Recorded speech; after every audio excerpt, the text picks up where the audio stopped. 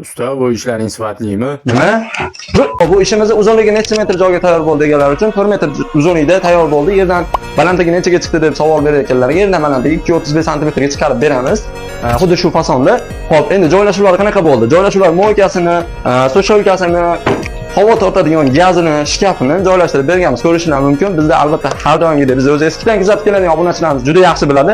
Mexanizmlari, eng materiallarga gap bo'lishi mumkin emas. Hammasi zo'r sifatlidan foydalanilgan. Xo'p, fasad qismiga akril, pakchop akrildan, original akrildan foydalanganmiz. Korpusi rossiyskiy nominatdan bo'lgan, o'rta qismi granitdan bo'lgan. Har doim aytib o'tib ketamiz, bizda arzimagan tepa kafildan foydalanilmaydi.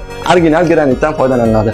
Mayli bizga qimmat tushsin, boshqa bo'lsa, lekin mijozimiz maza qilib ishlatsin. Xo'p, bonuslarga qiziqadigan bo'lsak, bonuslari susholkasi, idish beradigan, moykasi, idish yuvish uchun vidishkasini ham mayli ichiga qo'shib berdik bu mijozimizga. Bu tarafiga shkaf holati ko'tarib berdik. Xo'p, yana qiziq bonuslardan bittasi dastavkasini ichida qilib berdik.